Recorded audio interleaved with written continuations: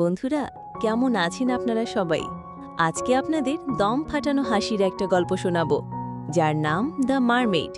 এই সিনেমাটা সম্পূর্ণটা জুড়েই আপনাদেরকে প্রচণ্ড হাসাবে, কিন্তু গল্পটা শেষ হতে হতে আপনাদের চোখে পানি চলে আসবে। তো গল্পের শুরুতে আমরা দেখতে পাই যে মানুষেরা বিভিন্নভাবে প্রকৃতিতে ময়লা আবর্জনা আর দূষিত পদার্থ ফেলতে ফেলতে পৃথিবীর অবস্থা খারাপ করে ফেলেছিল।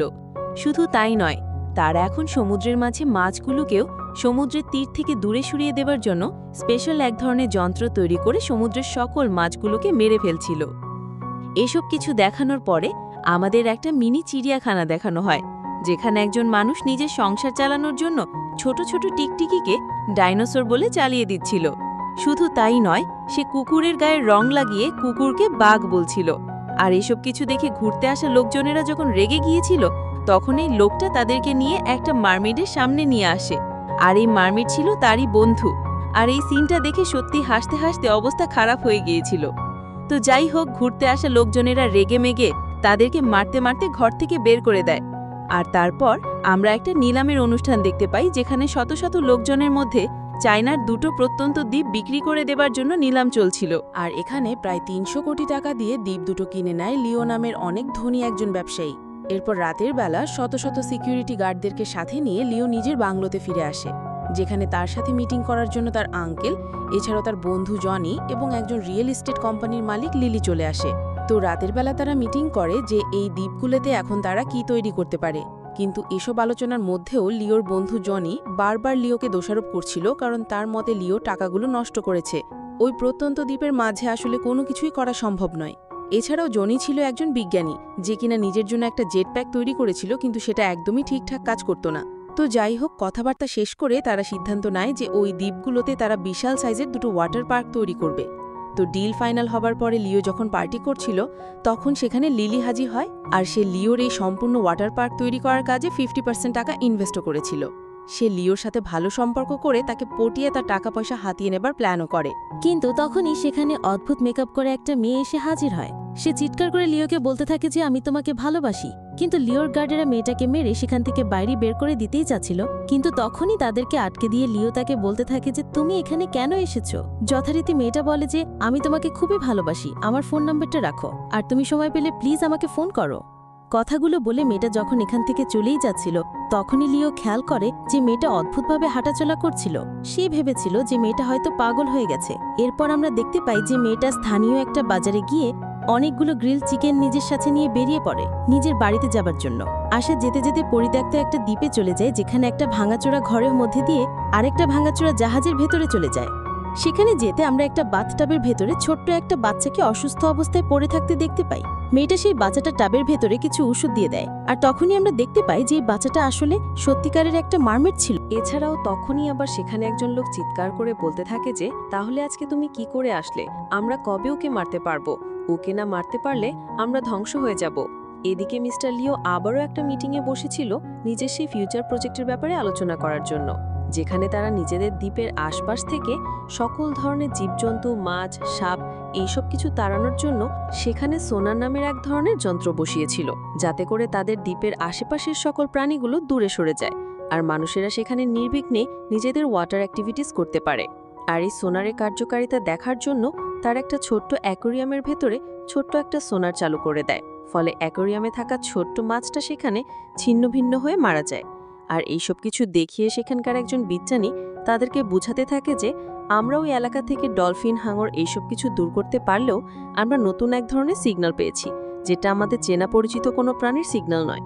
এই প্রাণীগুলো ছিল মারমেড বা জলপরী। এছাড়াও লিওর সাথে যে মেয়েটা দেখা করতে এসেছিল, সে নিজেও একটা জলপরী ছিল। আর আজকে এই মারমেডগুলো নিজেদের মতো সাঁতার কাটতে কাটতে নিজেদের সবথেকে বয়স্ক একজন বৃদ্ধ মহিলার কাছে থেকে নিজেদেরই গল্প শুনতে থাকে, যে কোটি কোটি বছর আগে মানুষ এবং মারমেড এই দুই প্রজাতিরই পূর্বপুরুষ এসেছিল সমুদ্র থেকে।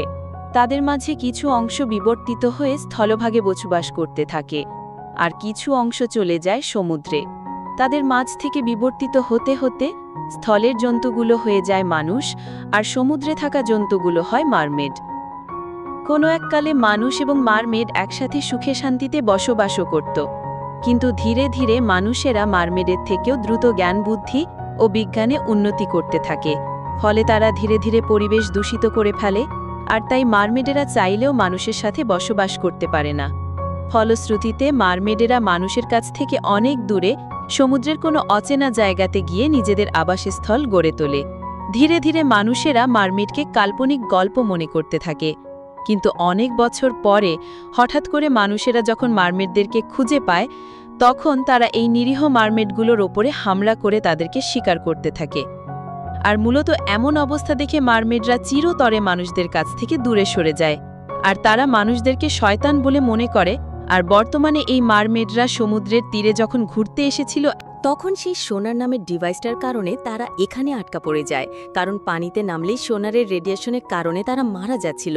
তাই এখান থেকে বাঁচার জন্য তারা লিওকে মেরে ফেলার প্ল্যান বানায়, আর সেই প্ল্যান মোতাবেক তারা নিজেদের মধ্যে থাকা সবথেকে সুন্দরী ইউন নামের একটা মেয়েকে বিভিন্নভাবে মডিফাই করে তাকে বিভিন্ন নাচ গান শিখিয়ে মানুষের দুনিয়াতে পাঠিয়ে দিয়েছিল লিও ওর সাথে প্রেমের নাটক করার জন্য।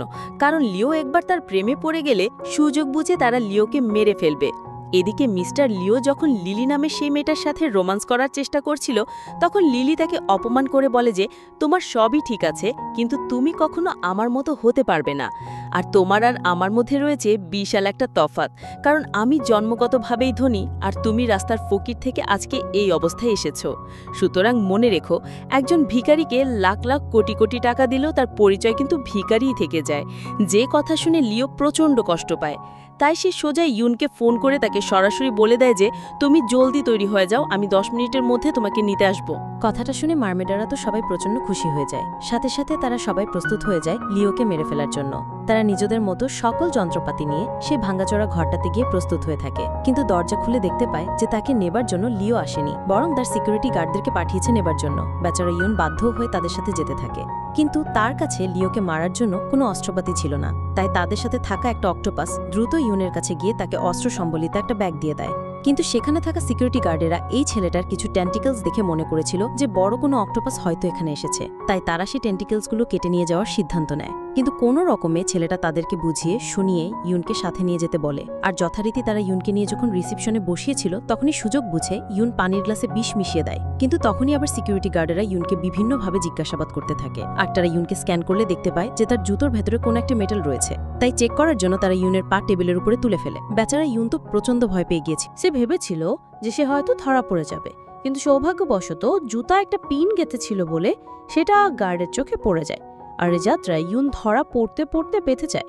কিন্তু চেকিংয়ে এসে তারা যখন পানি খাচ্ছিল, তখন ইউন ভুলে গিয়েছিল যে কোন গ্লাসে সে বিষ মিশিয়েছে। তাই পানি খাবার সাথে সাথে বেচারা গার্ড সেখানে অজ্ঞান হয়ে পড়ে যায়। সামান্য একটু মদ্যপান করিয়ে তাকে আবারও বাঁচিয়ে নেওয়া হয়। আর এই সুযোগে ইউন ঘরের ভেতরে চলে যায় লিওকে মারার জন্য। কিন্তু লিও আবার অপমানিত হবার পর থেকে প্রচণ্ড রেগেছিল। সে তার কর্মচারীদের উপরে প্রচণ্ড রাগারাগি করছিল, জিনিসপত্র এদিক ওদিকে ছোড়াছড়ি করছিল, যার ফলে কোনোভাবেই ইউন লিওকে মারতে পারছিল না। এমনকি সে তাকে মারতে গিয়ে নিজের অস্ত্রের আঘাতে নিজেই আহত হয়ে যাচ্ছিল। এই সব কিছু দেখে প্রচণ্ড রেগেমেগে ইউন ছুরি দিয়ে তার উপরে আঘাত করতে চায়। কিন্তু একবার লিও ডান্স করছিল বলে বেঁচে যায়, তো আরেকবার সে গল্ফ খেলছিল বলে গল্ফ স্টিক দিয়ে আঘাত করে বেচারা ইউনকে সেখানেই ফেলে দেয়। এরপর ফাইনালি লিও ইউনের সাথে দেখা করে, কিন্তু সে নিজের কাছে এতটাই ব্যস্ত ছিল যে ইউনের কথা ভুলেই গিয়েছিল। তাই সে ইউনকে কয়েক লাখ টাকা দিয়ে সেখান থেকে বিদায় হতে বলে। কিন্তু মেয়েটা কোনোভাবেই সেখান থেকে যাচ্ছিল না। সে বারবার বলে যে আমি তোমাকে ভালোবাসি, আমি টাকা দিয়ে কি করব, চলো আমরা বাইরে কোথাও খেতে যাই। এসব কথা শুনে লিও প্রচণ্ড রেগে যাচ্ছিল, কিন্তু মেয়েটার কিউটনেস আর ইনোসেন্ট কথাবার্তা শুনে সে তাকে নিয়ে বাইরে খেতে চলে যায়। কিন্তু ইউন তাকে নিয়ে সোজা রাস্তার পাশে থাকা একটা দোকানে গিয়ে বসে পড়ে, যেটা লিওর একদমই পছন্দ ছিল না। তাই সে কোনো রকমে সেখানটি ইউনকে ফেলে পালিয়ে আসার চেষ্টা করে। কিন্তু বেচারা ইনোসেন্ট এই মেয়েটাকে এভাবে ফেলে রেখে আসতেই পারছিল না, তাই সে আমারও তার কাছে ফিরে আসে। আর এতক্ষণে তারা দুজন বেশ ভালো বন্ধুর মতো হয়ে গিয়েছিল। তারা আজকে পেট পুরে অনেকগুলো চিকেন গ্রিল খেয়ে ফেলে, তারপর চিৎকার চেঁচামেচি করে গান গাইতে থাকে, নাগরদোলায় চড়ে ঘুরতে থাকে। আর ফাইনালি অনেক রাত হয়ে গেলে লিও ইউনকে তার বাড়িতে ছেড়ে দেবার জন্য চলে যায়। লিও দেখতে পায় যে ইউন তার কেনা দ্বীপের মাঝে ছোট্ট একটা ঘরে বসবাস করে। তাই সে ইউনকে তার ঘর অবধি যখন পৌঁছে দিতে গিয়েছিল, তখনই সেই ঘরের ভেতরে বাকি মারমেডেরা প্রস্তুত হয়েছিল লিওকে মারার জন্য। কিন্তু ইউন কোনোভাবেই লিওকে আর মারতে সাহসই পাচ্ছিল না।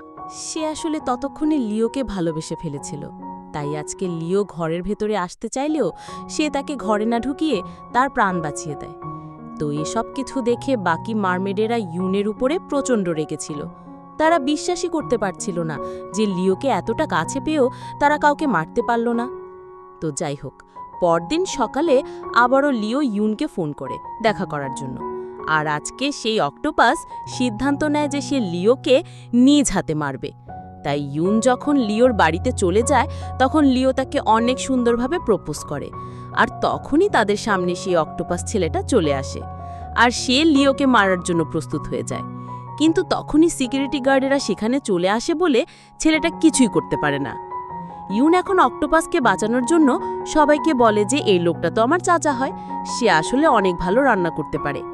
আর এখন ছেলেটা নিজের হাতে নিজের টেন্টিকলসগুলোই ধরেছিল বলে সবাই ভেবেছিল যে আজকেও হয়তো এই ছেলেটা লিওকে অক্টোপাস রান্না করে খাওয়াবে। তাই তাকে সাহায্য করার জন্য সেখানে আরও দুজন রাঁধুনি চলে আসে। আর তারা সবাই মিলে জানতো এই ছেলেটার প্রত্যেকটা টেন্টিকলস ধরে কেউ সেটাকে কেটে ফেলছিল, তো কেউ সেটাকে কিমা করছিল। বেচারা অক্টোপাস এমন অবস্থায় পড়ে যায় যে না তো সে কিছু করতে পারছিল না, সহ্য করতে পারছিল। পরিস্থিতি এতটাই খারাপ হয়ে যায় যে ছেলেটা সেখানে বমি করে দিয়ে দ্রুত জানালা দিয়ে পালিয়ে চলে যায়। ইউন পরিস্থিতি শান্ত করার জন্য বলে যে আমার চাচা আসলে রাঁধুনির পাশাপাশি একজন জাদুকর, উনি এমন অদ্ভুত অনেক রকমের খেলা দেখাতে পারে। তো যাই হোক, এখন লিও ইউনকে আংটি পরিয়ে তাকে বিয়ের প্রস্তাব দেয়। আর পরিস্থিতি বেগতিক দেখে ইউন তাকে বুঝাতে থাকে যে এটা কোনোভাবেই সম্ভব না, তুমি অনেক ধনী মানুষ আর আমি অনেক সাধারণ ঘরের একটা মেয়ে, আমাদের সম্পর্ক কেউ মেনে নেবে না। কিন্তু লিও কোনোভাবেই তার কথা শুনছিল না। তার একটাই কথা ছিল যে তুমি তো আমাকে ভালোবাসে বলেছিলে, আর এখন আমি তোমাকে ভালোবেসে ফেলেছি, তাহলে সমস্যা কোথায়? এসব কথাবার্তার মধ্যে সেখানে লিলি চলে আসে আর তাকে দেখে লজ্জায় ইউন ঘর থেকে বেরিয়ে পড়ে। ইউন বাড়িতে এসে দেখতে পায় যে অক্টোপাসের অবস্থা প্রচণ্ড খারাপ হয়ে গিয়েছিল। সবাই সেখানে বসে আলোচনা করছিল যে এখন কি করা যায়, কারণ একবার ইউন ফেল করলো, আরেকবার অক্টোপাসও ফেল করলো। তাহলে এবার লিওকে মারার জন্য কাকে পাঠানো যায়? এসব প্ল্যান করার সময় হঠাৎ করে তাদের বাড়িতে লিও চলে আসে। লিও তো তার সামনে থাকা মারমেডস আর অক্টোপাসগুলোকে দেখে রীতিমতো আকাশ থেকে পড়েছিল। সে যখন প্রাণপণে সেখান থেকে দৌড়াবার সিদ্ধান্ত নেয় তখন এরা সবাই মিলে লিওকে কিডন্যাপ করে ফেলে আর সাথে সাথে তারা লিওকে মেরে ফেলারও চেষ্টা করে। কিন্তু এবার নিজেদের প্রজাতির সাথে বিশ্বাসঘাতকতা করে ইউন সেই অক্টোপাসের আরেকটা টেন্টিকলস কেটে লিওকে এখান থেকে পালিয়ে যেতে সাহায্য করে। তারপর লিও সোজা চলে আসে পুলিশ স্টেশনে। সে পুলিশদেরকে বোঝানোর চেষ্টা করে যে তাকে মারমেডেরা কিডন্যাপ করে নিয়েছিল, কিন্তু পুলিশেরা কোনোভাবে বুঝতে পারছিল না যে মারমেড আবার কি। তারা এখানে অদ্ভুত রকমের সব ছবি আঁকি বানানোর চেষ্টা করছিল, যেগুলো দেখে সত্যি বলছি হাসি আটকে রাখতে পারবেন না আপনারা কেউই। তো যাই হোক, পুলিশেরা মিস্টার লিওর এসব আজগুবি গল্প শুনে প্রচণ্ড হাসাহাসি করতে থাকে। তারা মনে করেছিল যে লিও হয়তো পাগল হয়ে গেছে, তাই তারা লিওকে বিশ্রাম নেবার পরামর্শ দেয়। এদিকে লিও তার এসব ঘটনা নিজের সিকিউরিটি গার্ডকে বলার চেষ্টা করে, কিন্তু কেউ তার কথা বিশ্বাস করছিল না। এছাড়াও আমাদের ইউনকে দেখানো হয় যেখানে তার প্রজাতির সবাই তাকে বিশ্বাসঘাতক হিসেবে গণ্য করেছিল। তারা কেউ কেউ তো ইউনকে মারতেও চাচ্ছিল। এসব কিছু দেখে বেচারা ইউন যখন নিজেকে মারার চেষ্টা করে তখনই সেই বৃদ্ধা তাকে বাঁচিয়ে দিয়ে বলে যে আমি জানি তুমি লিওকে অনেক ভালোবেসে ফেলেছ, আর এমনটা হওয়া স্বাভাবিক, কারণ আজ থেকে ৬০০ বছর আগে আমি নিজেও এমন একজন মানুষের প্রেমে পড়েছিলাম। যখন মানুষেরা প্রথম আমাদের ঠিকানা জানতে পেরেছিল তখন তারা দল বেঁধে আমাদেরকে মারতে এসেছিল। সব মানুষ শয়তান হলেও তাদের মাঝে একজন এমন মানুষ ছিল যে যার জন্য আমরা বাঁচতে পেরেছিলাম, নয়তো এতদিনে আমাদের সম্পূর্ণ প্রজাতি ধ্বংস হয়ে যেত। পরবর্তীতে আমি তাকে বিয়েও করেছিলাম। এই কথার মাধ্যমে আমরা বুঝতে পারি যে মারমেডেরা মানুষের তুলনায় কয়েকশো বছর বেশি বেঁচে থাকে। এদিকে বাড়িতে বসে লিও ইন্টারনেটে ঘাটাঘাটি করে জানতে পারে যে তাদের তৈরি এই সোনার মেশিনটা আসলে সমুদ্রের প্রাণীদের জন্য কত বেশি ক্ষতিকর। তাই সেইটা পরীক্ষা করার জন্য নিজেই একবার সোনার মেশিনের নিচে দাঁড়িয়ে পড়ে। আর এই মেশিনের শকওয়েভের কারণে লিওর অবস্থা এতটাই খারাপ হয়ে যায় যে সে বুঝতে পারে মাত্র 10% ইউজের কারণে তার যদি এমন অবস্থা হতে পারে তাহলে সেই মারমেডগুলোর কতই না খারাপ অবস্থা হয়েছে। তাই সে নিজেদের এইসব প্রজেক্ট বাতিল করার সিদ্ধান্ত নেয়। যেটা শুনে লিলি দ্রুত ছুটে আসে আর লিও তাকে বুঝিয়ে বলে যে দেখো, তুমি হয়তো আমার কথায় বিশ্বাস করবে না, কিন্তু জলপরীরা বাস্তবেই রয়েছে আর আমাদের এই মেশিনের কারণে তাদের অনেক কষ্ট হচ্ছে। এছাড়াও যে মেয়েটা আমার কাছে এসেছিল সে নিজেও একটা জলপরী। কথাটা জানার সাথে সাথে লিলি প্রচণ্ড খুশি হয়ে যায়। সে সাথে সাথে তার কর্মচারী জর্জকে গিয়ে জানায় যে অবশেষে আমরা মারমেডের খোঁজ পেয়ে গেছি। আসলে জর্জ একজন বায়োলজিস্ট, এর পাশাপাশি একজন এক্সপ্লোরারও ছিল। তারা আসলে গোপনে অনেক বছর ধরে জলপরীদের উপরে রিসার্চ করে চলেছে, কিন্তু তারা জলপরীদের দুটো মৃতদেহ পেলেও আজ পর্যন্ত জীবন্ত কাউকে খুঁজে পায়নি। তারা বিভিন্ন রিসার্চ করে জানতে পেরেছে যে এই জলপরীদের ডিএনএর মাধ্যমে মানুষেরা শত শত বছর জীবিত থাকার ঔষধ তৈরি করতে পারবে। তাই তারা সিদ্ধান্ত নেয় যে সবগুলো মারমেডকে মেরে তারা ঔষধ তৈরি করবে। লিও তাদেরকে আটকানো অনেক চেষ্টা করে, কিন্তু এবার লিলি তার কোনো কথাই শোনে না, কারণ এমন কোনো ঔষধ যদি তারা তৈরি করে ফেলতে পারে তাহলে পৃথিবীর সবথেকে ধনী ব্যক্তি হতে তাদেরকে কেউ আটকাতে পারবে না। এদিকে লিলি যখন তার বিশাল দলবল নিয়ে জলপরীদের উপরে হামলা করতে গিয়েছিল, তখন লিও তার সেই সোনার সিস্টেমগুলো বন্ধ করে দিয়ে একা একাই বেরিয়ে পড়েছিল সমুদ্রে। আর প্রিয় ইউনকে বাঁচানোর জন্য ওদিকে লিলি আর তার সৈন্যবাহিনী এলোপাথারি গোলাগুলি করে, শত শত জলপরীকে সেখানে মেরে ফেলে। আর বাকি কয়েকটা মারমেড সেখান থেকে বাঁচার চেষ্টা করলে তাদেরকে ছুরি চাকু দিয়ে আঘাত করতে করতে নৃশংসভাবে হত্যা করে ফেলে। আসলে লিলির কাছে এই জলপরীগুলোকে জীবিত বা মৃত যে কোনোভাবে ধরে নিয়ে যেতে পারলে সে খুশি। লিলির সৈনিকেরা খুবই বাজেভাবে বেচারি ইউনকেও ধরে ফেলে। তাদের অস্ত্রের আঘাতে ইউন ভয়ঙ্কর আহত হয়ে গিয়েছিল। তবে এখানে তাদের মাঝে থাকা সেই বৃদ্ধা মহিলাটা নিজের সুপার পাওয়ারের মাধ্যমে সমুদ্রের সকল পানি কন্ট্রোল করে ফেলে, আর এক এক করে সে অনেকগুলো মানুষকে মারতে পারলেও এক পর্যায়ে জর্জের গুলির আঘাতে বৃদ্ধা সেখানে মারা যায়। এদিকে ইউন সহ তার বাকি বন্ধুরা যখন জানতে পারে যে সোনার বন্ধ হয়ে গেছে, তখন তারা দ্রুত সমুদ্রের মাঝে পালিয়ে যাবার চেষ্টা করে, কিন্তু জর্জ হারপুন দিয়ে ইউনকে আটকে ফেলে। শুধু তাই নয়, লিলি হেলিকপ্টার নিয়ে চলে আসে ইউনকে মারার জন্য। আর এক পর্যায়ে ইউন তাদের আঘাতে সমুদ্র তীরে গিয়ে পড়ে, যেখানে গল্পের শুরুতে দেখানো সেই মারমেড সাজা মানুষটাকে দেখানো হয়, যে কিনা নিজের চোখের সামনে সত্যিকারের মারমেড দেখে তার একটা ছবি তুলে ফেলে। এদিকে লিও রাস্তার মাঝে ট্রাফিক জ্যামে আটকা পড়ে গিয়েছিল। সে কোনোভাবে এখান থেকে বের হতে পারছিল না। তবে সৌভাগ্যবশত তখনই তার বন্ধু জনির সাথে তার দেখা হয়ে যায়, আর সেই জনি কাছ থেকে সেই জেটপ্যাকটা নিয়ে সোজা হাজির হয় ইউনকে বাঁচানোর জন্য। সে সবাইকে বলে দেয় যদি কেউ ইউনের গায়ে আঘাত করে তাহলে সে তাদের সবাইকে মেরে ফেলবে। কিন্তু লিলি ততক্ষণে টাকার লোভে অন্ধ হয়ে গিয়েছিল। সে কোনো কিছু না ভেবে এদিকে মেগে লিওর উপরেও গুলি চালিয়ে দেয়, কিন্তু লিও তবুও কোনো রকমে ইউনকে কোলে তুলে নিয়ে সমুদ্রের দিকে ছুটে যেতে থাকে। আর পেছন দিকে লিলি হারপুন দিয়ে আঘাত করে বারবার লিওকে মারার চেষ্টা করে, কিন্তু নিজের জীবনের সবটুকু দিয়ে হলেও লিও ইউনকে সমুদ্রে নামিয়ে দেয়। আর কিছুক্ষণের মধ্যেই সেখানে পুলিশেরা চলে আসে, আর তারা সবাই লিলি সহ তার দলবল সবাইকে গ্রেফতার করে নেয়। আর এখন আমাদের 10 বছর পরের ঘটনা দেখানো হয়, যেখানে লিও নিজের সকল সম্পত্তি প্রাকৃতিক পরিবেশ বাঁচানোর জন্য দান করে দিয়েছিল। আর সে শুধুমাত্র নিজের কেনা এই ছোট্ট দ্বীপে একটা বাড়ি করে ইউনকে নিয়ে বসবাস করত। আর এই ঘটনার সাথে সাথে আজকের এই অসাধারণ গল্পটা শেষ হয়ে যায়। তো কেমন লাগলো গল্পটা কমেন্টে জানাবেন। আমি আজকের মতো বিদায় নিচ্ছি। সবাই ভালো থাকবেন, সুস্থ থাকবেন।